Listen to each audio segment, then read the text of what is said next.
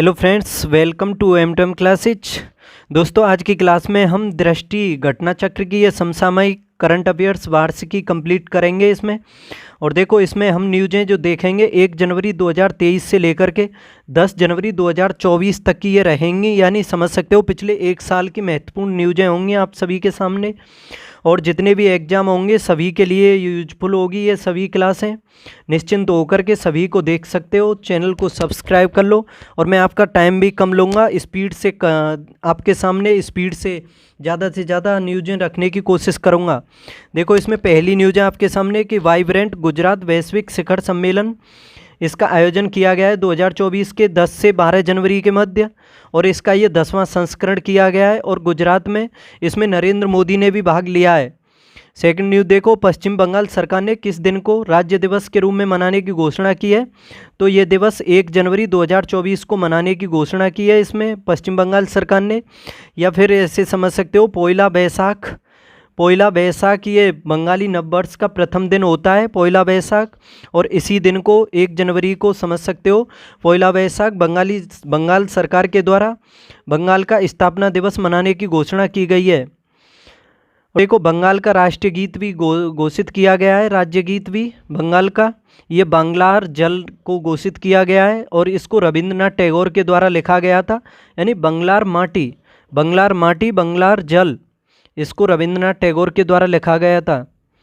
केंद्रीय मंत्रिमंडल ने किस हवाई अड्डे को अंतर्राष्ट्रीय विमानपत्तन घोषित किया है। तो ये सूरत हवाई अड्डे को अंतर्राष्ट्रीय पत्तन घोषित किया गया है। किसको? सूरत हवाई अड्डे को। और यह भारत का पहला पूर्णतः इंटीग्रेटेड स्कूल ऑफ सस्टेनेबिलिटी कहाँ लॉन्च किया गया है?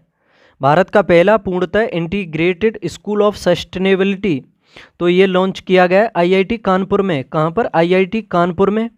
कोटक महिंद्रा बैंक एवं IIT कानपुर की साझेदारी में। किसमें? कोटक महिंद्रा बैंक और IIT कानपुर की साझेदारी में IIT कानपुर में भारत का पहला पूर्णतः integrated school of sustainability launch किया गया है। कैश फॉर क्वेरी घोटाले मामले में संलिप्तता के कारण किस सांसद को लोकसभा से अयोग्य घोषित किया गया है? देखो, काफ़ी न्यूज़ों में रही है ये। महुआ मोइत्रा ये सांसद हैं, इन्हें कैश फॉर क्वेरी घोटाला, देखो ये पूछा जा सकता है कि घोटाला कौन सा है, तो याद रखना कैश फॉर क्वेरी घोटाला है। और इसमें संलिप्तता में पाई गई है, तो इसी में अयोग्य ठहराते हुए इन्हें महुआ मोइत्राएँ अखिल भारतीय तृणमूल कांग्रेस की हैं ये, ठीक है। तो इन्हें अयोग्य ठहरा दिया गया है, याद रखना। महुआ मोइत्रा किस लोकसभा सीट से हैं? तो ये कृष्णानगर पश्चिम बंगाल से सांसद हैं। पश्चिमी बंगाल में कृष्णानगर की सीट से ये सांसद हैं, याद रखना। इसके द्वारा क्राइम इन इंडिया रिपोर्ट 2022 जारी की गई है, क्राइम इन इंडिया 2022 की। तो ये राष्ट्रीय अपराध रिकॉर्ड ब्यूरो यानी NCRB के द्वारा, राष्ट्रीय अपराध रिकॉर्ड ब्यूरो के द्वारा क्राइम इन इंडिया 2022 की रिपोर्ट जारी की गई है। और रिपोर्ट के अनुसार देखा जाए तो प्रति लाख जनसंख्या पर अपराध दर वर्ष 2021 के 445.9 से घट करके 2022 में 422.2 हो गई है। यानी ये जो राष्ट्रीय अपराध रिकॉर्ड ब्यूरो की क्राइम इन इंडिया रिपोर्ट जारी की गई है, इसके हिसाब से देखा जाए तो देखो, पहले तो इसमें प्रति लाख जनसंख्या पर ये इसमें जांच की जाती है, यानी ये जो निकाली जाती है क्राइम इन इंडिया रिपोर्ट में, तो ये 1 लाख पर जनसंख्या पर ये निकाली जाती है। ये पहले एक सेकंड, ये पहले 2021 में 445.9 थी, जो घट करके 2022 में 422.2 हो गई है। और प्रति लाख जनसंख्या पर सबसे कम अपराध किस महानगर में है? किस महानगर में सबसे कम अपराध दर्ज किए गए हैं? तो कोलकाता में। विश्व के पहले पोर्टेबल अस्पताल का अनावरण ये गुरुग्राम में किया गया है, गुरुग्राम हरियाणा में। कहाँ पर? गुरुग्राम हरियाणा में विश्व के पहले पोर्टेबल अस्पताल का, और इस अस्पताल का नाम रखा गया है आरोग्य मैत्री एंड क्यूब। क्या? आरोग्य मैत्री एंड क्यूब, गुरुग्राम में। और इसे किस परियोजना के तहत निर्मित किया गया है? तो भीष्म परियोजना के तहत।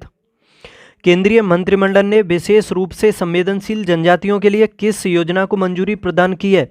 केंद्रीय मंत्रिमंडल ने विशेष रूप से संवेदनशील जनजातियों के लिए किस योजना को मंजूरी प्रदान की है? तो प्रधानमंत्री जनमन यानी पीएम जनमन योजना को, और इसका विस्तारित रूप भी पूछा जा सकता है प्रधानमंत्री जनमन का, तो प्रधानमंत्री जनजाति आदिवासी न्याय महाअभियान, ये पीएम जनमन का पूर्ण रूप है प्रधानमंत्री जनजाति आदिवासी न्याय महाअभियान।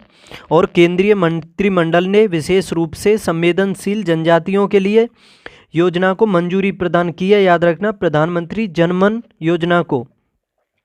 द हम्प नामक द्वितीय विश्व युद्ध संग्रहालय का उद्घाटन ये किया गया है पासीघाट अरुणाचल प्रदेश में। द हम्प नामक द्वितीय विश्व युद्ध संग्रहालय का पासीघाट अरुणाचल प्रदेश में। केंद्रीय मंत्रिमंडल ने किस समूह को ड्रोन उपलब्ध कराने से संबंधित एक योजना को मंजूरी दी है? किस केंद्रीय मंत्रिमंडल ने किस समूह को ड्रोन उपलब्ध कराने से संबंधित इस योजना को मंजूरी दी है? तो महिला एवं सहायता समूहों को। 10,000वें जन औषधि केंद्रों का उद्घाटन कहाँ किया गया है? 10,000वें औषधि केंद्रों का तो ये किया गया है एम्स देवघर झारखंड में, यानी संख्या में देखा जाए तो 10,000वें जन औषधि केंद्र का उद्घाटन किया गया है एम्स देवघर झारखंड में। Ayushman Bharat health wellness centre का नाम बदल करके क्या रख दिया गया है? आयुष्मान भारत हेल्थ और वेलनेस सेंटर का तो आयुष्मान आरोग्य मंदिर, आयुष्मान आरोग्य मंदिर। काशी तमिल संगमम का दूसरा चरण कब आयोजित किया गया? काशी तमिल संगमम का दूसरा चरण ये 17 से 30 दिसंबर के मध्य, और यह संगम कहाँ किया गया? वाराणसी उत्तर प्रदेश में। कहाँ पर? काशी तमिल, तो वाराणसी उत्तर प्रदेश में। गुजरात ने किस मछली को राज्य मछली घोषित किया है? तो घोल मछली को घोषित किया है गुजरात ने राज्य मछली, घोल मछली को। किस राज्य के रिस्पॉन्सिबल टूरिज्म मिशन को संयुक्त राष्ट्र विश्व पर्यटन संगठन यानी WTO की ग्लोबल केस स्टडीज लिस्ट में शामिल किया गया है? तो केरल के रिस्पॉन्सिबल टूरिज्म मिशन को WTO की ग्लोबल केस स्टडीज में शामिल किया गया है। विश्व के पहले 3D प्रिंटेड मंदिर का अनावरण कहाँ किया गया? इंपोर्टेंट है, स्टार लगा लेना इसे। विश्व के पहले 3D प्रिंटेड मंदिर का अनावरण किया गया है ये सिद्दीपेट तेलंगाना में। कहाँ पर? सिद्दीपेट तेलंगाना में। साथी पोर्टल किसके द्वारा? ये केंद्रीय शिक्षा मंत्रालय और IIT कानपुर दोनों ने किया है, इसको लॉन्च किया है साथी पोर्टल को केंद्रीय शिक्षा मंत्रालय और IIT कानपुर ने। देखो साथी का पूर्ण रूप भी पूछा जा सकता है, तो इसका पूर्ण रूप अच्छे से याद समझ रखना आप कि साथी का पूर्ण रूप होता है self assessment test and help for entrance examination. अग्नि पहल किस मंत्रालय द्वारा लॉन्च की गई है? तो इसको लॉन्च किया है केंद्रीय आयुष मंत्रालय ने। अग्नि पहल को केंद्रीय आयुष मंत्रालय ने। अग्नि से तात्पर्य क्या है? आयुर्वेद ज्ञान नैपुण्य पहल, आयुर्वेद ज्ञान नैपुण्य पहल ये अग्नि से तात्पर्य है, और इसको केंद्रीय आयुष मंत्रालय ने लॉन्च किया है अग्नि पहल को। किस शहर से विकसित भारत संकल्प यात्रा का शुभारंभ किया है? भारत संकल्प यात्रा कहाँ से शुरू हुई है? खूंटी झारखंड से। कहाँ थे? खूंटी झारखंड से। किस राज्य द्वारा हर बच्चे के लिए हर अधिकार अभियान लॉन्च किया है? तो उत्तर प्रदेश सरकार ने हर बच्चे के लिए हर अधिकार इस अभियान को लॉन्च किया है। एथलीट ऑफ द ईयर किसे चुना गया है? लियोनेल मेसी को।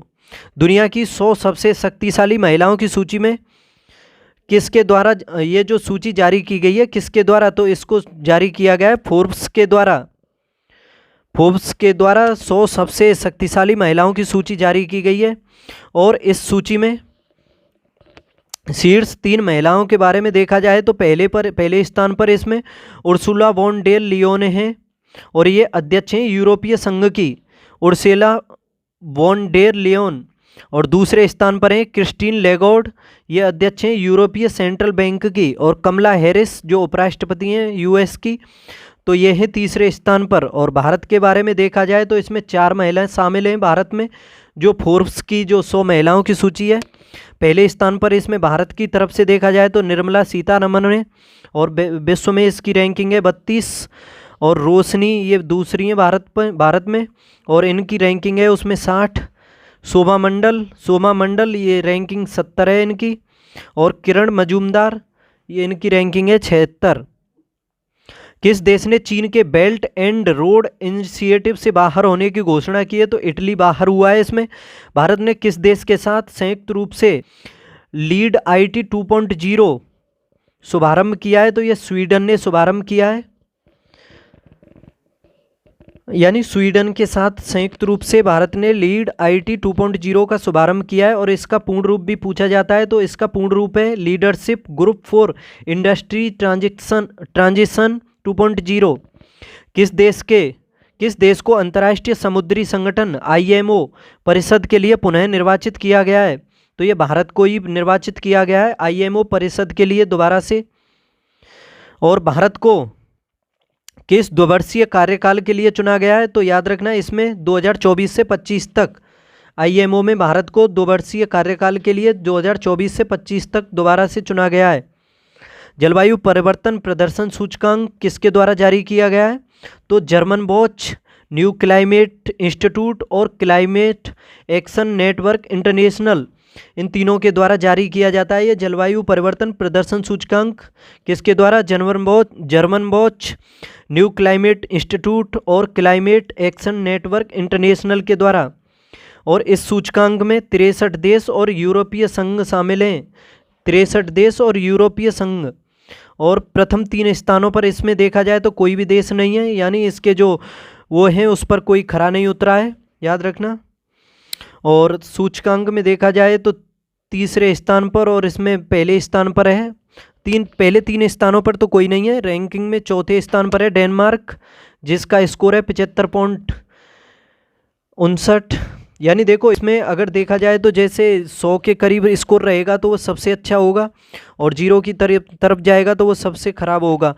तो इसमें चौथी रैंक है डेनमार्क की, उसका स्कोर है 75.59।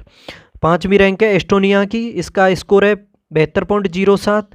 6वीं रैंक है फिलीपींस, इसका 70.70 है। भारत से आगे ये 3 ही देश हैं वैसे तो। और देखा जाए तो भारत की रैंक है इसमें 7वीं और भारत का स्कोर है 70.25। स्कोर भी याद कर लेना और रैंक भी। इससे पहले भारत की रैंक इसमें 8वीं थी, एक स्थान का सुधार हुआ है तो अब 7वीं है। किसने ग्लोबल कूलिंग वॉच 2023 रिपोर्ट जारी की है? तो इसको जारी किया है संयुक्त राष्ट्र पर्यावरण कार्यक्रम यानी UNEP ने।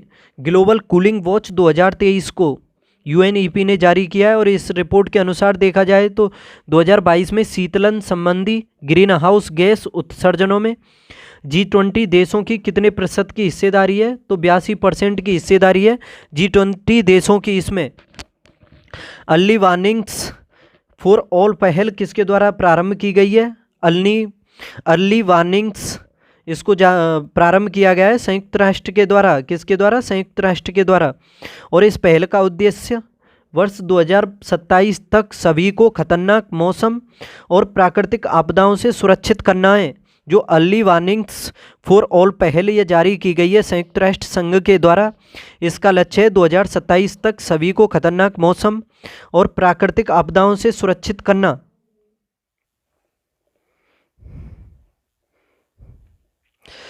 पोलैंड के नए प्रधानमंत्री के रूप में किसने शपथ ग्रहण की है? पोलैंड के नए प्रधानमंत्री के रूप में तो ये बने डोनाल्ड टस्क।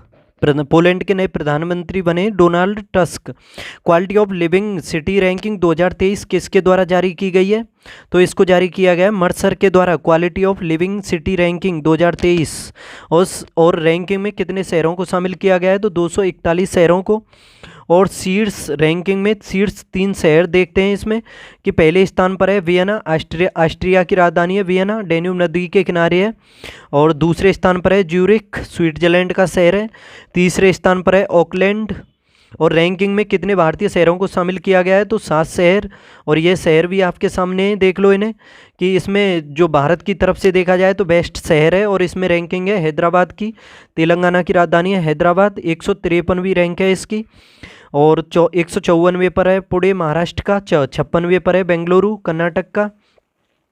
और 161 में चेन्नई है, 164 पे मुंबई, 170 में कोलकाता और 172वां स्थान मिला है दिल्ली को। ग्लोबल रिवर सिटीज अलायंस यानी GRCA कहाँ लॉन्च किया गया है? ग्लोबल रिवर सिटीज अलायंस इसको लॉन्च किया गया है दुबई में COP 28 के दौरान। जो COP 28 हुआ है दुबई में, उसी के दौरान ग्लोबल रिवर सिटीज अलायंस को लॉन्च किया गया है। और इस अलायंस में भारत समेत कितने देशों ने भाग लिया है? तो 11 देशों ने इसमें भाग लिया है। और इस अलायंस में जो शामिल देश हैं वो भी आपके सामने: Bharat, Denmark, Cambodia, Japan, Bhutan, Australia, Netherland, मिस्र, घाना, हंगरी और अमेरिका। किस शहर की मेजबानी में global partnership on artificial intelligence GPAI शिखर सम्मेलन का आयोजन हुआ है? तो ये नई दिल्ली में हुआ है। किसमें? नई दिल्ली ने इसकी मेजबानी की है, global partnership on artificial intelligence यानी GPAI की। किस देश के राष्ट्रपति विलियम समोई रूटो भारत की आधिकारिक यात्रा पर आए? तो ये केन्या के राष्ट्रपति हैं, विलियम समोई रूटो। अमूर्त सांस्कृतिक धरोहर के संरक्षण के लिए अंतर सरकारी समिति का 18वां सत्र कब आयोजित किया गया? तो इसको आयोजित किया गया 5 से 8 दिसंबर के मध्य। अमूर्त सांस्कृतिक धरोहर के संरक्षण के लिए अंतर सरकारी समिति का ये 18वां सत्र। और इस बैठक का आयोजन किया गया कसाने, बोत्सवाना में। कसाने बोत्सवाना अफ्रीकी देश है, याद रखना। इसमें आयोजन किया गया इसका। और इसका आयोजन किसके द्वारा? यूनेस्को के द्वारा कराया गया है। किसके? यूनेस्को। इसमें किस भारतीय नृत्य को मानवता की अमूर्त सांस्कृतिक धरोहर घोषित किया गया? तो गरबा नृत्य को। और यह गुजरात राज्य का नृत्य है। किसका? गरबा कहाँ पर फेमस है? गुजरात में। इसमें देखा जाए तो मानवता की अमूर्त सांस्कृतिक धरोहर के रूप में घोषित किया गया है कसाने बोत्सवाना में। जो ये बैठक हुई है अंतर सरकारी समिति की अमूर्त सांस्कृतिक धरोहर के संरक्षण के लिए 18वीं कसाने बोत्सवाना में। और यूनेस्को की इस सूची में शामिल होने वाली है भारत की कौन सी अमूर्त सांस्कृतिक धरोहर है? तो याद रखना, अब टोटल भारत में 15 धरोहर हो चुकी हैं, इससे पहले 14 थीं। Time person of the year 2023 किसे चुना गया है? तो टेलर स्विफ्ट को चुना गया है time person of the year 2023 के लिए। अमेरिकी पॉप गायिकाएँ और अभिनेत्री भी हैं, याद रखना। अमेरिकी पॉप गायिका और अभिनेत्री टेलर स्विफ्ट को time person of the year 2023 के लिए। और CEO ऑफ द ईयर किसे चुना गया है? तो सैम आल्टमैन को। ओपन AI के CEO हैं, पहले इन्हें हटा दिया गया था, फिर दोबारा से बना लिया, तो समझ सकते हो काफ़ी न्यूज में रहे। और CEO ऑफ द ईयर चुना गया है सैम अल्टमैन को, ओपन AI के हैं। स्वच्छ भारत मिशन ग्रामीण चरण सेकंड के तहत किस राज्य को 100% ODF प्लस का दर्जा प्रदान किया गया है? स्वच्छ भारत मिशन यानी ग्रामीण चरण देखा जाए तो इसमें सेकंड चरण में किस राज्य को 100% ODF प्लस का दर्जा दिया गया है? तो उत्तर प्रदेश को। पहला नीलगिरी तहर दिवस कब मनाया गया है? तो 7 अक्टूबर 2023 को पहला नीलगिरी तहर। नीलगिरी तहर जो है यह किस राज्य का राजकीय पशु है? तो तमिलनाडु का है, याद रखना, तमिलनाडु का। पुराने संसद भवन को अब किस नाम से जाना जाएगा? तो संविधान भवन। जो पुराना संसद भवन है उसको अब जाना जाएगा संविधान भवन के नाम से। आदि शंकराचार्य की स्टैचू ऑफ वननेस का अनावरण कहाँ किया गया है? स्टैचू ऑफ वननेस किसकी है? आदि शंकराचार्य की, ओंकारेश्वर, मध्य प्रदेश में। महिला आरक्षण विधेयक 2023 लोकसभा में पारित हुआ 20 सितंबर को और राज्यसभा में पारित हुआ 21 सितंबर को। याद रखना, महिला आरक्षण विधेयक 2023 में जो लोकसभा में पारित हुआ वो 20 सितंबर को, राज्यसभा में 21 सितंबर को। और यह कौन सा संविधान संशोधन विधेयक है? तो ये 128वां संविधान संशोधन विधेयक है। और ये अधिनियम बनेगा 128वां तो ये संविधान संशोधन विधेयक है, लेकिन संविधान संशोधन है ये 106वां। कौन सा? 106वां, याद रखना। सितंबर 2023 में किस पशु को खाद्य पशु के रूप में मान्यता दी गई है? तो मिथुन को दी गई है। केंद्र सरकार ने कारीगरों के लिए कौन सी योजना प्रारंभ की है? तो विश्वकर्मा योजना। विश्व की किस सबसे बड़ी MICE सुविधाओं में से एक प्रधानमंत्री नरेंद्र मोदी ने इसका उद्घाटन किया है? तो यशोभूमि है ये, विश्व की सबसे बड़ी है। MICE सुविधाओं में से एक है, तो इसका उद्घाटन किया है यशोभूमि का प्रधानमंत्री ने।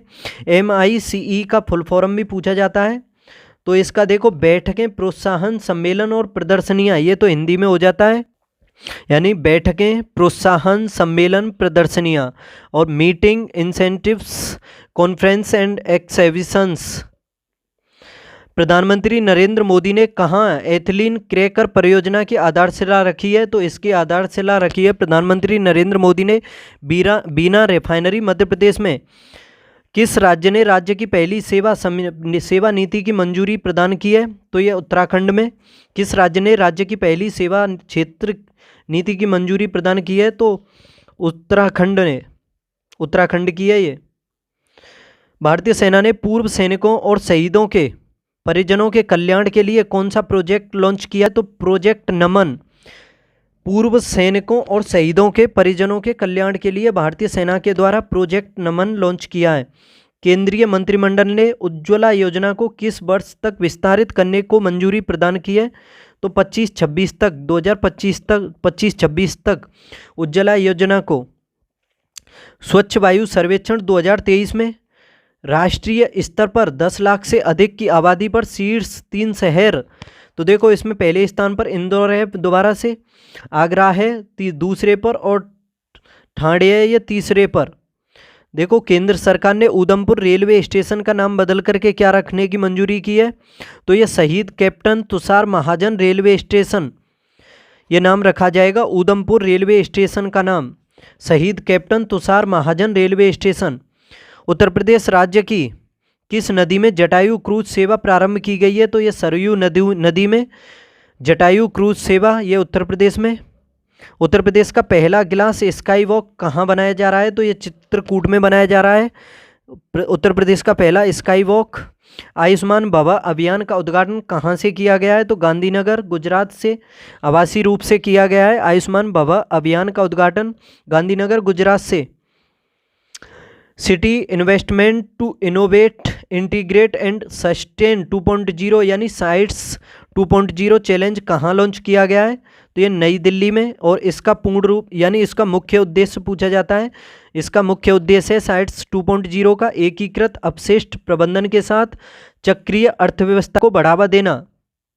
उत्तर प्रदेश के पहले भेड़ बकरी पालन प्रशिक्षण केंद्र का लोकार्पण कहाँ किया गया है? तो ये इटावा में किया है। देखो थोड़ी क्लियरिटी कम है इसमें, अच्छे से नहीं हो पाया है ये, ठीक है। तो उत्तर प्रदेश के भेड़ बकरी पालन प्रशिक्षण केंद्र का लोकार्पण ये किया गया है इटावा में।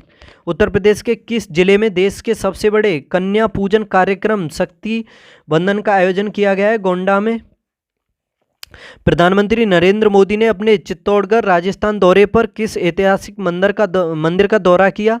तो सांवरिया सेठ मंदिर का दौरा किया। ISO 9001-2015 प्रमाण पत्र प्राप्त करने वाला भारत का पहला थाना कौन सा बना है?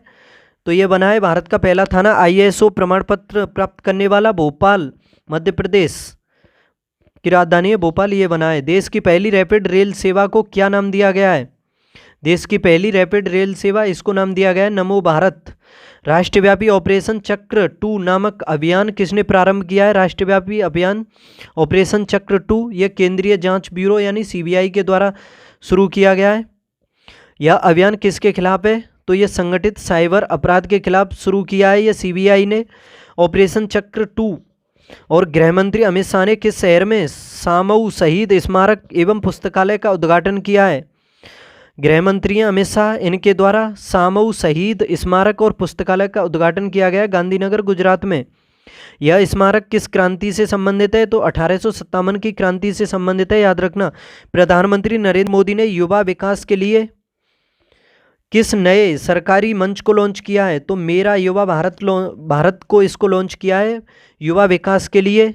प्रधानमंत्री नरेंद्र मोदी ने सरकारी मंच है ये मेरा युवा भारत। उत्तर प्रदेश राज्य का जलीय जीव घोषित किया गया है गांगेय डॉल्फिन को। भारत का पहला हरित ऊर्जा पुरातत्व स्थल कौन बना है? तो तट मंदिर बना है ये तमिलनाडु में। भारत का पहला हरित ऊर्जा पुरातत्व स्थल। देश का दूसरा राज्य जिसने जाति आधारित सर्वेक्षण कराने की घोषणा की है तो ये राजस्थान बना है दूसरा। पहला बिहार है। देश का जाति आधारित सर्वेक्षण कराने वाला पहला बिहार बता दिया। भारत की सबसे बड़ी पंप भंडारण परियोजना की आधारशिला कहाँ रखी गई है? तो ये नीमच में रखी गई है, मध्य प्रदेश के नीमच में। भारत की सबसे बड़ी पंप भंडारण परियोजना। देखो पहला, आखिरी और सबसे बड़ा, ये पॉइंट लगे तो ये इंपॉर्टेंट हो जाते हैं, स्टार लगा के अच्छे से याद करना चाहिए आप सभी को। ये अच्छे क्वेश्चन लग रहे हो, चैनल को सब्सक्राइब कर लो। इसकी क्षमता कितनी होगी फिर? 1440 मेगावाट है इसकी। नीमच में जो ये भारत का जो सबसे बड़ी पंप भंडारण परियोजना की आधारशिला रखी गई है नीमच मध्य प्रदेश में, इसकी क्षमता है 1440 मेगावाट की। अक्टूबर 2023 में बाढ़ के कारण शहरों में रही दक्षिण ल्योनक झील किस राज्य में है? तो ये सिक्किम में है।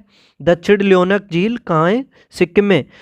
विजयपुर औरैया फूलपुर पाइपलाइन परियोजना को किसके द्वारा राष्ट्र को समर्पित किया गया है? तो पीएम नरेंद्र मोदी के द्वारा विजयपुर औरैया फूलपुर पाइपलाइन को। यह परियोजना किन राज्यों से संबंधित है? तो मध्य प्रदेश और उत्तर प्रदेश से। यह रिपोर्ट किसके सहयोग से जारी की गई है? ये कौन सी हो गई? चलो कोई नहीं, आगे पीछे हो गया। नेक्स्ट देखो, चाचा चौधरी और चुनावी दंगल नामक कॉमिक बुक किसने लॉन्च की है? चाचा चौधरी और चुनावी दंगल नामक कॉमिक बुक इसको लॉन्च किया है। भारत निर्वाचन आयोग ने हवाई अड्डों पर मेहमानों को व्यक्तिगत सहायता प्रदान करने के लिए प्रोजेक्ट अभिनंदन इसको शुरू किया है। एयर इंडिया ने प्रोजेक्ट अभिनंदन मेहमानों को व्यक्तिगत सहायता प्रदान करने के लिए किस संगठन ने अपनी क्रेडिट रेटिंग एजेंसी लॉन्च करने की घोषणा की है? तो अफ्रीकी संघ ने। टाइम मैगजीन द्वारा वर्ष 2023 हेतु विश्व की सर्वश्रेष्ठ कंपनियों की सूची कब जारी की गई?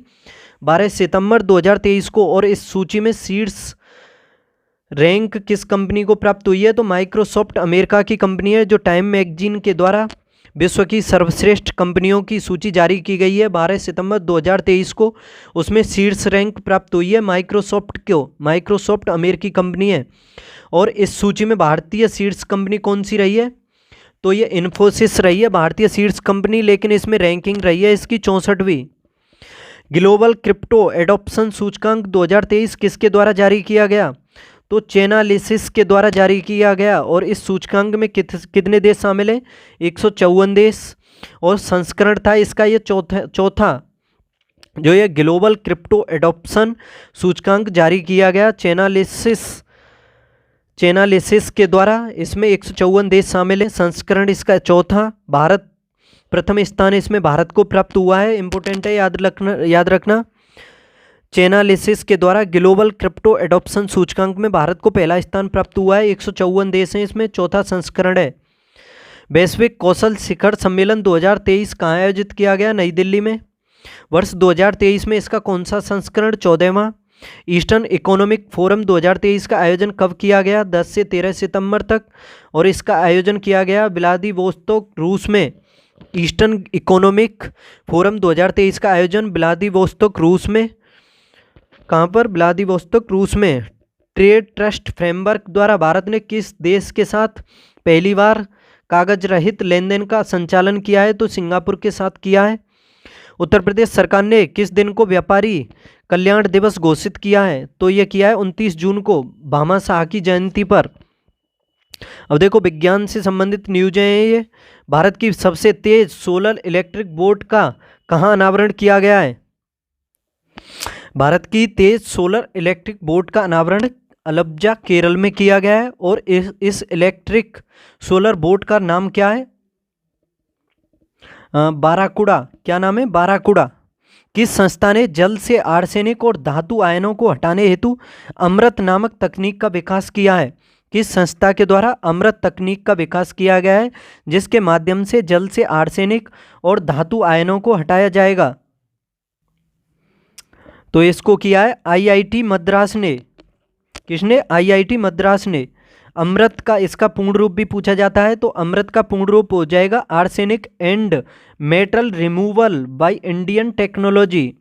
अमृत का पूर्ण रूप क्या है? Arsenic and metal removal by Indian technology. किस संस्था ने जामुन के वृक्ष का पहला जीनोम अनुक्रमण किया है? जामुन के वृक्ष का पहला जीनोम अनुक्रमण ये भारतीय विज्ञान शिक्षा और अनुसंधान संस्थान ने, जो भोपाल में है, भारतीय विज्ञान शिक्षा और अनुसंधान संस्थान ने इसने किया है। सूचकांक में कितने देश ये क्या हो गया?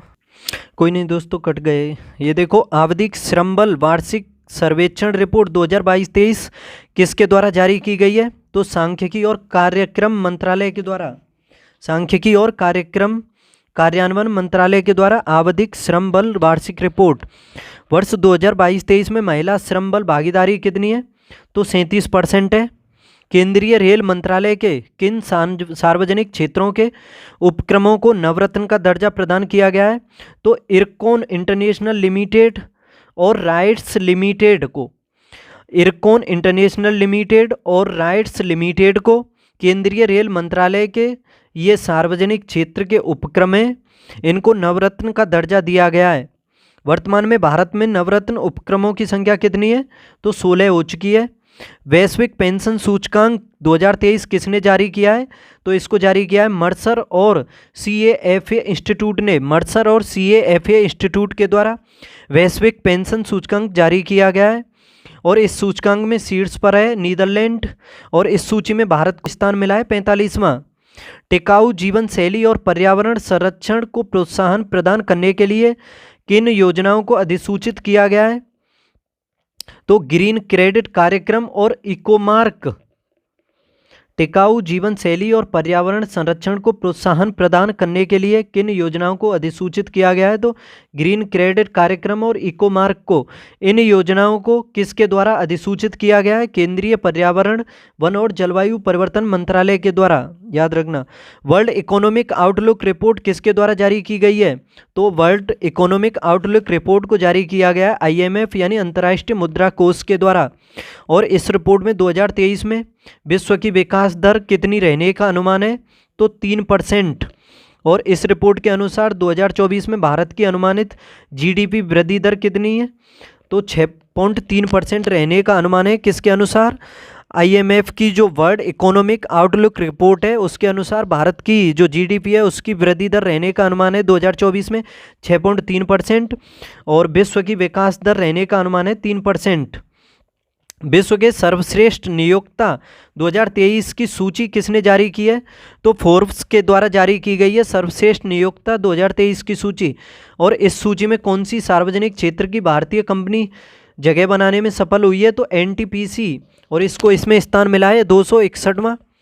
विश्व के सबसे पहले हरित बॉन्ड मानकों को मंजूरी किसके द्वारा प्रदान की गई है? विश्व के पहले हरित बॉन्ड मानकों को तो ये यूरोपीय संघ के द्वारा मंजूरी प्रदान की गई है। किस संस्था ने अक्टूबर 2023 में व्यापार और विकास रिपोर्ट जारी की है? किस संस्था के द्वारा अक्टूबर 2023 में व्यापार और विकास report 2023 trade and development report 2023 जारी की गई है? तो संयुक्त राष्ट्र व्यापार एवं विकास सम्मेलन यानी UNCTAD के द्वारा, अंकताड़ के द्वारा। रिपोर्ट के अनुसार देखा जाए तो 2023 में भारत की विकास दर कितना रहने का अनुमान है? 6.6%। देखो उसके इससे पहले बताया था मैंने जो IMF के द्वारा जारी की गई थी उसके अनुसार भारत की रहने का अनुमान है 6.3। जो ये वर्ल्ड इकोनॉमिक आउटलुक रिपोर्ट जारी की गई और इसमें ये जो इसने जारी की है अंकताड़ ने, इसमें भारत की विकास दर रहने का अनुमान है 6.6%। भारत की विकास दर 2024 में कितने प्रतिशत होने का अनुमान व्यक्त किया गया है? 2023 में तो किया गया था 6.6% और 2024 के लिए इसके अनुसार है 6.2%। और रिपोर्ट के अनुसार वर्ष 2023 में वैश्विक विकास दर कितनी रहेगी? 2.4%। तो देखो भारत की तो काफ़ी ज़्यादा अनुमान है, इसमें 6.2 रहने का अनुमान है और वैश्विक विकास दर रहेगी 2.4%। इंडिया एजिंग रिपोर्ट 2023 किसने जारी की है? तो संयुक्त राष्ट्र जनसंख्या कोष UNFPA भारत के द्वारा इसको जारी किया गया है। संयुक्त राष्ट्र जनसंख्या कोष इसको जारी किया गया है इंडिया एजिंग रिपोर्ट को। और किस संस्था ने state of food and agriculture report 2023 जारी की है? State of food and agriculture report इसको खाद्य एवं कृषि संगठन यानी FAO ने। क्षेत्रीय मानव विकास रिपोर्ट 2024 किसके द्वारा जारी की गई है? UNDP के द्वारा। और इस रिपोर्ट का शीर्षक क्या है? Making our future new directions for human development in India and Pacific. तो इसका ये शीर्षक है। क्षेत्रीय मानव विकास रिपोर्ट का, जो यूएनडीपी के द्वारा जारी की गई है। Global cities index 2023, global cities index Q3 2023 ये जारी किया है नाइट फ्रैंक ने, और इस सूची में प्रथम स्थान मिला है मनीला, फिलीपींस को। फिलीपींस की राजधानी है मनीला, इसको प्रथम स्थान मिला है, जो ग्लोबल सिटीज इंडेक्स Q3 जारी की गई है नाइट फ्रैंक के द्वारा इसमें। और भारतीय शहर शीर्ष पर है इसमें मुंबई, और जो इसमें रैंकिंग है इसकी चौथी है। एडेल गिव हुरन इंडिया परोपकार सूची 2023 में कितने लोगों को शामिल किया गया है? तो 119 लोगों को। पहली रैंक शीर्ष दानकर्ता देखा जाए तो किसको प्राप्त हुई है? शिव नाडर को। HCAL टेक्नोलॉजीज से संबंधित हैं ये शिव नाडर, इनको इसमें शीर्ष दानकर्ता में प्रथम स्थान प्राप्त हुआ है। किस भारतीय बैंक ने लंदन स्टॉक एक्सचेंज के सस्टेनेबल बॉन्ड मार्केट यानी SBN प्लेटफॉर्म पर अपने सस्टेनेबिलिटी बॉन्ड को सूचीबद्ध किया है? तो इंडिया एक्जिम बैंक ने लंदन स्टॉक एक्सचेंज के सस्टेनेबल बॉन्ड मार्केट यानी SBN प्लेटफॉर्म पर अपने सस्टेनेबिलिटी बॉन्ड को सूचीबद्ध किया है। तो इंडिया एक्जिम बैंक ने। Uttar Pradesh state mega expo 2023 कहाँ आयोजित किया गया? लखनऊ में। किसने crowd funding for terrorism financing शीर्षक से रिपोर्ट जारी किया है?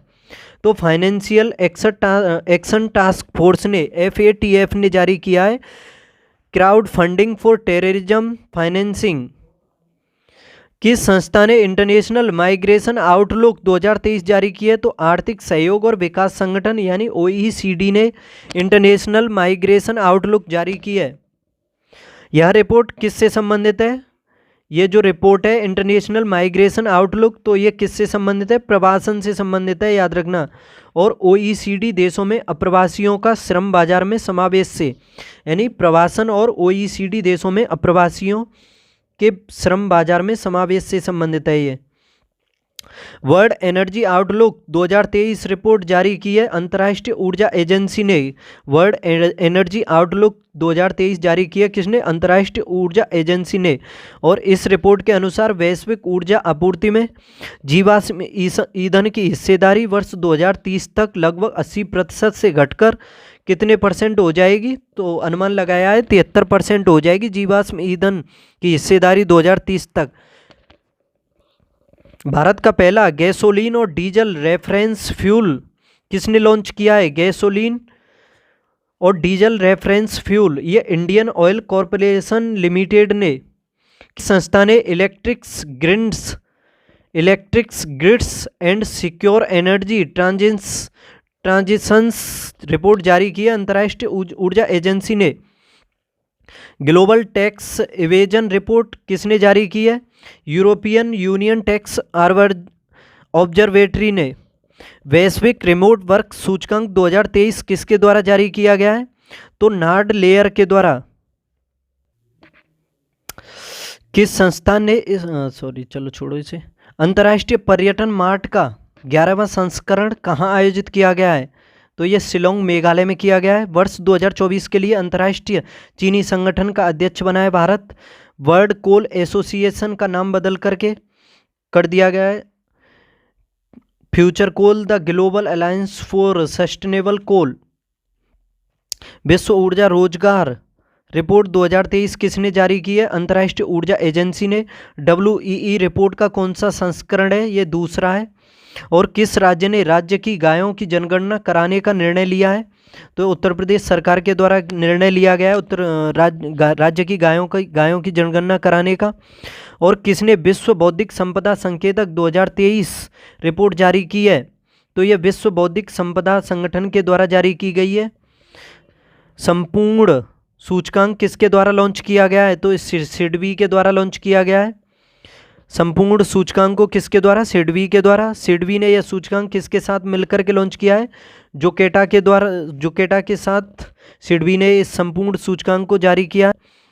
और इस सूचकांक से यह सूचकांक किससे संबंधित है? तो MSME के आर्थिक क्रियाकलाप से संबंधित है संपूर्ण जो है। और किसने अपनी पहली महत्वपूर्ण इंडिया फाइनेंस रिपोर्ट जारी की है? तो centre for advance financial research and learning के द्वारा जारी की गई है पहली इंडिया फाइनेंस रिपोर्ट। और इस रिपोर्ट की थीम क्या है? Connecting the last mile. किसने global landscape of climate finance report जारी की है? तो क्लाइमेट पॉलिसी इनिशिएटिव के द्वारा जारी की गई है। इंडिया इंटरनेशनल ट्रेड फेयर 2023 का आयोजन कहाँ किया गया है? नई दिल्ली में।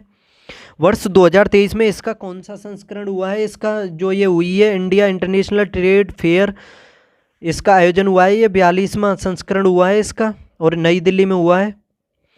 इस मेले के पार्टनर राज्य कौन है? तो बिहार और केरल हैं। इस मेले के फोकस राज्य दिल्ली, जम्मू कश्मीर, झारखंड, महाराष्ट्र, उत्तर प्रदेश। इनकोर का विकास किसके द्वारा किया गया है? तो इसका विकास किया है भारतीय चुनाव आयोग ने, और इसका पूर्ण रूप भी पूछा जाता है। इनकोर का पूर्ण रूप है enabling communications on real time environment. देखो, इनकोर का विकास किया है भारतीय चुनाव आयोग ने, और इसका पूर्ण रूप है enabling communications on real time environment. India manufacturing show 2023 का आयोजन कहाँ किया गया है? तो ये बेंगलुरु में किया गया है। वर्ष 2023 में इंडिया मैन्युफैक्चरिंग शो का कौन सा संस्करण है इसका? ये 6वां है। किसे बिल्डिंग एडॉप्टेशन एंड, छोड़ो इसे भी, नहीं अच्छा क्वेश्चन ये, किसने building adaptation and resilience in the Hindu Kush Himalayas नामक पहल शुरू की है? तो एशियाई विकास बैंक एडीबी ने। स्वास्थ्य और सुरक्षा पर 23वीं विश्व कांग्रेस का आयोजन कहाँ हुआ है? तो सिडनी, ऑस्ट्रेलिया में। और इस कांग्रेस में ISSA विजन 0 2023 पुरस्कार किसने जीता है? कर्मचारी राज्य बीमा निगम ने। किसने ग्लोबल ड्राउट स्नैपशॉट रिपोर्ट जारी की है? तो UNCCD ने। ग्लोबल क्रेडिट आउटलुक 2023 किसके द्वारा जारी की गई है? S&P ग्लोबल रेटिंग्स के द्वारा। भारत किस वर्ष विश्व की तीसरी सबसे बड़ी अर्थव्यवस्था बन जाएगा? स्टार लगा लो इस पर। तो 2030 तक तीसरी सबसे बड़ी अर्थव्यवस्था बन जाएगा भारत। 9वां इंडिया फूड एक्सपो 2023 कहाँ किया गया है? लखनऊ में। ये भी स्टार का है। 9वां इंडिया फूड एक्सपो कहाँ पर? लखनऊ में। यह फूड एक्सपो किसके द्वारा आयोजित किया गया है? इंडियन इंडस्ट्रीज एसोसिएशन के द्वारा। और भागीदार देश कौन है इसमें? वियतनाम है। एशिया का सबसे बड़ा ओपन एयर वार्षिक व्यापार मेला बाली यात्रा कहाँ आयोजित किया गया है? तो कटक, उड़ीसा में किया जाता है ये बाली यात्रा, और इसका आयोजन किया गया है, कटक शहर है उड़ीसा का, वहाँ पर। किस राज्य ने देश के पहले टेलीकॉम सेंटर ऑफ एक्सीलेंस के निर्माण को मंजूरी प्रदान की है? तो उत्तर प्रदेश सरकार ने। यह सेंटर जो है उत्तर प्रदेश के किस जिले में स्थापित किया जाएगा? तो सहारनपुर में किया जाएगा। यह उत्तर प्रदेश का पहला telecom centre. Green building Congress 2023 का आयोजन कहाँ किया गया है? चेन्नई में। हेमफेस्ट इंडिया 2023 का आयोजन कहाँ किया गया है? साइंस सिटी अहमदाबाद, गुजरात में। हेमफेस्ट इंडिया का आयोजन साइंस सिटी अहमदाबाद में। यूरेशियन बिजनेस समिट 2023 का आयोजन किया गया है लंदन में। और BBC द्वारा 100 प्रेरक प्रभावशाली महिलाओं की सूची में कितनी भारतीय महिलाओं को शामिल किया गया है? 4 महिलाओं को BBC द्वारा 100 प्रेरक प्रभावशाली में। और हरमनप्रीत कौर इसमें पहले स्थान पर हैं भारत की तरफ से। नहीं, पहले स्थान पर मत छोड़ो, ये चारों ही देख लो, रैंकिंग तो इसमें नहीं दी हुई है। हरमनप्रीत कौर हैं, दिया मिर्जा हैं, जेत सुनमा तेंजिन पालमो और आरती कुमार राव, ये 4 महिलाएं इसमें शामिल। ग्लोबल प्रोफेशनल अकाउंटेंट कन्वेंशन कहाँ आयोजित किया गया है? तो ये गांधीनगर, गुजरात में किया गया है। अमेरिका के किस शहर द्वारा सनातन धर्म दिवस मनाने की घोषणा की गई है? लुइसविले यानी केंटकी, ये अमेरिका का शहर है, इसमें सनातन धर्म दिवस मनाने की घोषणा की गई है। और किस दिवस को? 6 सितंबर को। लुइसविले में सनातन धर्म दिवस कब मनाया जाएगा? ये घोषणा तो की गई है 6 सितंबर को, लेकिन कब मनाया जाएगा ये सनातन धर्म दिवस? 3 सितंबर को। कब? 3 सितंबर को। देखो, ये मुझे गलत लग रहा है, इसे आप देख लेना, ठीक है? इसे चेक करना कि सनातन धर्म दिवस कब मनाने की घोषणा की है। देखो, घोषणा तो पहले ही होगी ना, तभी तो मनाया जाएगा। इसमें 6 सितंबर को दी है, तो ये गलत लग रहा है, इसे और चेक कर लेना, सही गलत जो कुछ भी हो। लीबिया में किस तूफान ने भयंकर तबाही मचाई है? लीबिया में किस तूफान ने भयंकर तबाही? तो डेनियल तूफान ने मचाई है लीबिया में। विश्व के सर्वश्रेष्ठ देशों की रैंकिंग 2023 किसके द्वारा जारी की गई है? US न्यूज और वर्ल्ड रिपोर्ट के द्वारा जारी की गई है? सर्वश्रेष्ठ देशों की रैंकिंग यूएस न्यूज और वर्ल्ड रिपोर्ट के द्वारा 2023 की इस सूची में शीर्ष स्थान किसको मिला है? तो स्विट्जरलैंड को। और इसमें भारत को कौन सा स्थान मिला है? तो 30वां। वैश्विक जैव ईंधन गठबंधन का शुभारंभ कब किया गया? 9 सितंबर 2023 को। किस देश ने मिनटमैन 3 मिसाइल का सफलतापूर्वक परीक्षण किया है? तो अमेरिका ने किया है मिनटमैन 3 मिसाइल का। मिनटमैन 3 मिसाइल किस तरह की मिसाइल है? अंतर महाद्वीपीय बैलिस्टिक मिसाइल है, ये ICBM है, याद रखना। प्रधानमंत्री नरेंद्र मोदी ने किस देश में भारतीय दूतावास स्थापित करने की घोषणा की है? तो तिमोर लेस्ते में, जो 11वां आसियान कंट्री बना है, तिमोर लेस्ते में भारतीय दूतावास स्थापित करने की घोषणा की है। काठमांडू कलिंग साहित्य महोत्सव का आयोजन कहाँ किया गया है? तो ललितपुर नेपाल में काठमांडू कलिंग साहित्य महोत्सव में किन देशों ने भाग लिया है? तो भारत, नेपाल, भूटान, बांग्लादेश और श्रीलंका ने भाग लिया है इसमें। 43वें आसियान शिखर सम्मेलन का आयोजन कहाँ हुआ है? तो इंडोनेशिया के जकार्ता में हुआ है 43वां आसियान शिखर सम्मेलन। विश्व प्रतिभा रैंकिंग 2023 किसके द्वारा जारी की गई है? विश्व प्रतिभा रैंकिंग 2023 इसको जारी किया है international institute for management development के द्वारा। इस रैंकिंग में कितने देश शामिल हैं? तो 64। स्विट्जरलैंड पहले स्थान पर और भारत को 56वीं रैंक मिली है इसमें। अब देखो आर्थिकी से संबंधित वैश्विक मेगा वस्त्र कार्यक्रम भारत टेक्स 2024 का आयोजन कहाँ किया गया है? तो नई दिल्ली में। और यह कार्यक्रम कब आयोजित किया गया? 26 से 29 फरवरी के मध्य। और ड्रग्स और अपराध पर संयुक्त राष्ट्र कार्यालय के अनुसार अफीम का शीर्ष उत्पादक देश कौन सा है? तो म्यांमार है। अफीम का सबसे अधिक उत्पादन करता है म्यांमार। और आकांक्षी ब्लॉक कार्यक्रम के लिए पहली डेल्टा रैंकिंग किसके द्वारा जारी की गई है? नीति आयोग के द्वारा। और इस सूची में ये नहीं छोड़ो। प्रशांत महासागर के द्वीप राष्ट्र वानुआतू के नए प्रधानमंत्री कौन बने? तो चार्लोट सलवाई बने। ये द्वीप है प्रशांत महासागर का, वानुआतू, इसके प्रधानमंत्री बने Charlot Salwai. Asia Pacific institute for broadcasting development का लगातार तीसरी बार अध्यक्ष किसे चुना गया है? भारत को। उत्तरी अमेरिका के पहले गांधी संग्रहालय का उद्घाटन कहाँ किया गया है? तो ह्यूस्टन टेक्सास, ये USA का शहर है, ह्यूस्टन टेक्सास में। भारत के बाहर डॉक्टर भीमराव अंबेडकर की सबसे बड़ी प्रतिमा स्टैचू ऑफ इक्वलिटी, इसका अनावरण किया गया है मैरीलैंड USA में। स्टैचू ऑफ इक्वलिटी ये भीमराव अंबेडकर की मैरीलैंड USA में। वैश्विक नवाचार सूचकांक 2023 ये विश्व बौद्धिक संपदा संगठन के द्वारा जारी किया गया है, वैश्विक नवाचार सूचकांक। और इस सूची में 132 देशों को शामिल किया गया है। शीर्ष स्थान दिया गया है स्विट्जरलैंड को, भारत को इसमें 40वां। संयुक्त राष्ट्र महासभा के किस सत्र के उच्च स्तरीय खंड का आयोजन किया गया है? तो 78वां सत्र हुआ है अभी संयुक्त राष्ट्र महासभा का। और इसमें अध्यक्षता की है, इसके अध्यक्ष हैं डेनिस फ्रांसिस। संयुक्त राष्ट्र महासभा के अध्यक्ष कौन है? Dennis Francis. और वर्ल्ड यूनिवर्सिटी रैंकिंग 2024 किसके द्वारा जारी की गई है? वर्ल्ड यूनिवर्सिटी रैंकिंग 2024 तो इसको टाइम्स हायर एजुकेशन ने जारी किया है। इस सूचकांक में शीर्ष स्थान पर कौन सा संस्थान है? तो यूनिवर्सिटी ऑफ ऑक्सफोर्ड को सबसे पहला स्थान मिला है, यूनाइटेड किंगडम की है ये ऑक्सफोर्ड यूनिवर्सिटी जो है टाइम्स हायर के अनुसार। और भारत का इसमें शीर्ष संस्थान है भारतीय विज्ञान संस्थान बेंगलुरु का। किस समूह ने संयुक्त अंतरिक्ष उद्यम की घोषणा की है? तो I2U2 ने। देखो I2U2 का मतलब क्या है? I2 से मतलब हो जाएगा इंडिया और इजराइल, U2 से UAE और USA। किन देशों के सैन्य नेताओं ने साहिल सुरक्षा समझौते पर हस्ताक्षर किए हैं? तो इस पर किए माली, बुर्किना फासो और नाइजर के नेताओं ने, तीनों देशों के नेताओं ने, माली, बुर्किना फासो और नाइजर के नेताओं ने। और ये साहिल सुरक्षा समझौता है, इस पर हस्ताक्षर किए हैं। और इस समझौते की घोषणा की गई है कहाँ पर? बामाको, माली की राजधानी है बामाको। संयुक्त राष्ट्र जलवायु महत्वाकांक्षा शिखर सम्मेलन कहाँ आयोजित किया गया है? तो न्यूयॉर्क में किया गया है, यूएसए में। विश्व धरोहर समिति की 45वीं बैठक कहाँ आयोजित हुई है? रियाद, सऊदी अरब में।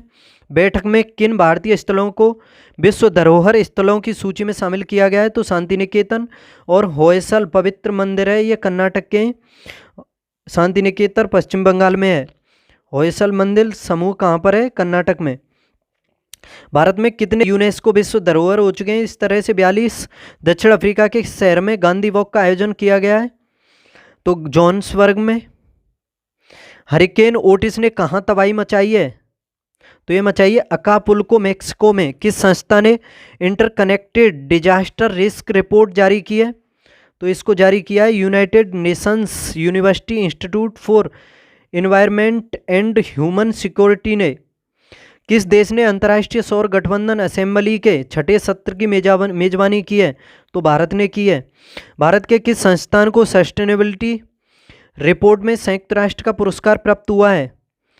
तो ये भारत के किस संस्थान को? तो याद रखना, institute of chartered accountant of India यानी ICAI को मिला है ये पुरस्कार संयुक्त राष्ट्र का। संयुक्त राष्ट्र विश्व पर्यटन संगठन की 25वीं महासभा कहाँ आयोजित हुई है?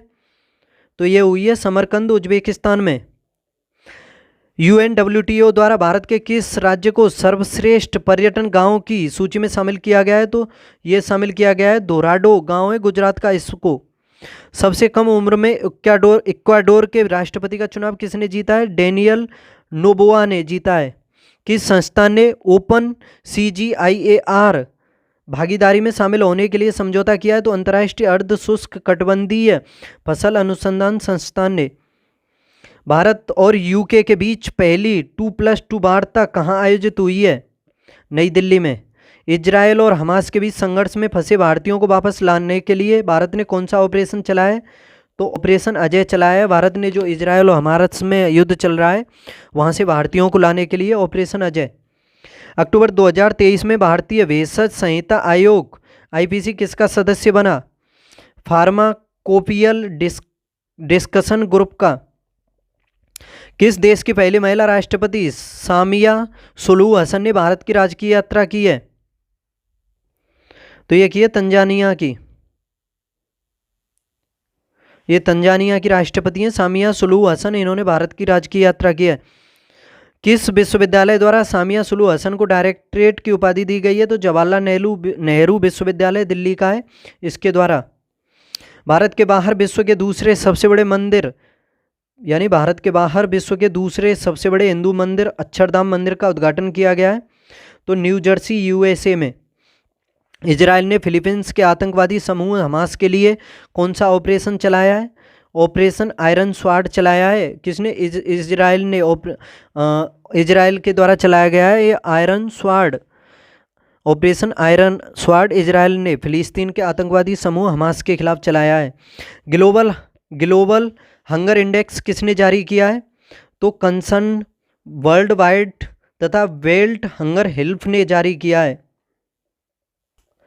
आज की क्लास को इतना ही रखते हैं, फिर लेकर के आएंगे कल या परसों को। ठीक है, पढ़ते रहो। बाय। चैनल को सब्सक्राइब कर लो जिससे कि आपको अगली क्लास का नोटिफिकेशन मिल जाए।